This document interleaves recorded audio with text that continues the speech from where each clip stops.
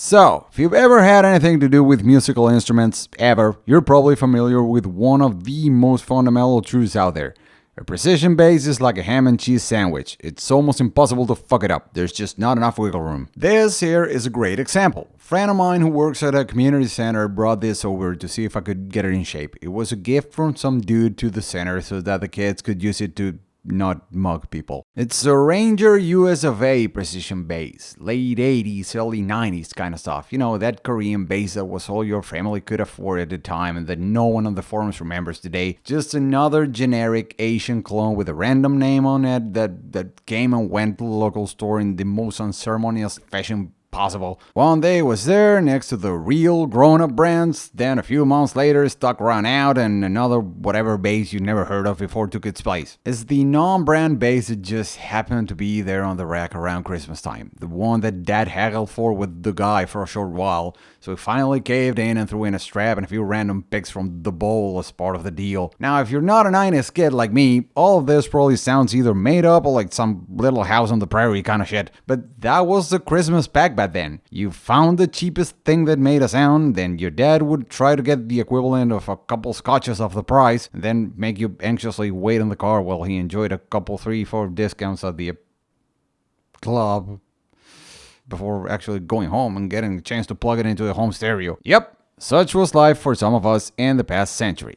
So, it was cheap, totally devoid of any resale value, and it looked slightly off when compared to the ones on MTV, but that didn't stop you from playing Kerplunk and Ignition over and over until Dad started wondering why he ever got cold feet about the procedure right after Mary was born.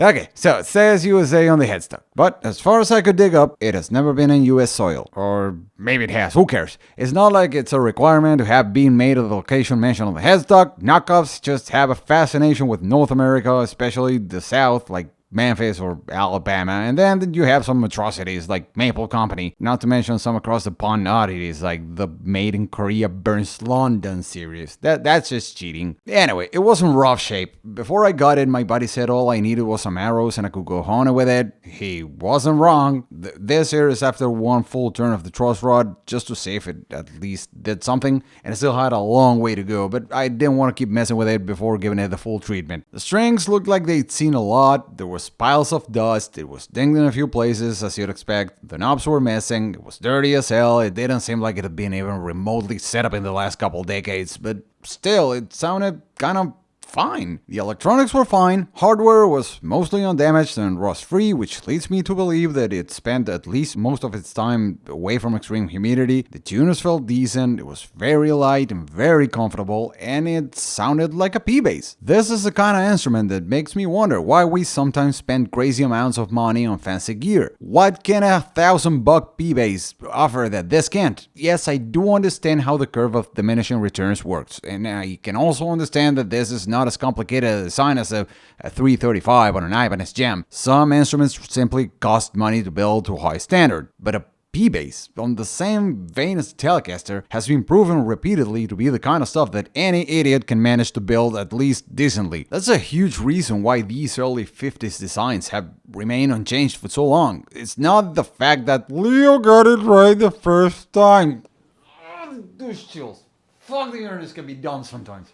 It's not that. Every other basic thing we've ever come up with keeps evolving. We've managed to reinvent even the simplest of concepts. You can't reinvent the wheel. The fuck I can't. We've even reinvented the hole. We used to do holes like this, and now we make holes in every way imaginable. The P-bass though, there's nothing to reinvent, nothing to polish here. Not only is there no need, and don't come at me with a neck heel, nobody plays a P-bass past the 12th fret, it's simply not permitted by the nature of the thing itself to evolve. You see, the P-bass is basically a communist design, like a Trabant 601 or any other Soviet thing ever. They're built to perform one function, and everything else is expendable. Cosmetics are an afterthought, if at all present, and any material that can be saved is saved. Yet, there's beauty to them. There's something about the raw simplicity that makes them appealing.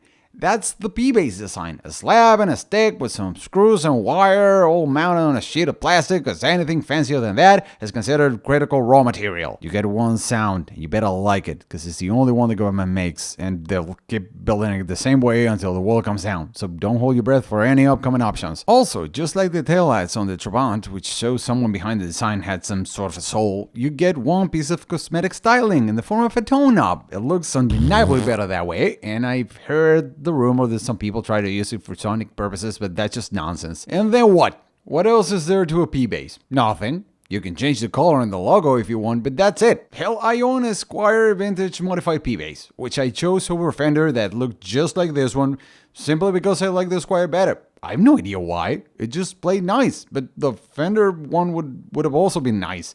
And in all fairness, my Squier bass isn't superior to this Ranger either, in any obvious way. They're both fine. At the same time, I don't really feel the need to ever get a Fender. This would probably not be the case if I owned a Nebula Les Paul instead of a Gibson, but this is a P-Bass, so who cares? I did change the pickup on my Squier for a quarter pounder because I wanted that specific sound, but the stock one was just fine, and I changed the bridge for a high mass one because it looks cool and wanted to try it, but I didn't hear a difference, to be honest. It doesn't feel different either. It just looks cool. This Ranger bass looks cool as well. I even took the chance to take some pics with mine because black and white pics turned out fine. The bass itself turned out fine as well after some maintenance. It feels like a P-Bass, and if you ignore the logo and not exactly Fender-shaped headstock, it looks like any other P-Bass. A split pickup, maple plus rosewood, and I'm sure there's some kind of wood on that poly finish. Oh, the fretboard radius, that's different. It's 14 inches. I never noticed until I measured it during the setup, and it has 21 frets, which again took me a few days to realize. Other than that, it's a P-Bass like any other. It could do with a more powerful pickup, but this one works just fine. Precision bass, it's fine. Consider that my review for every single P-Bass ever made. That's it.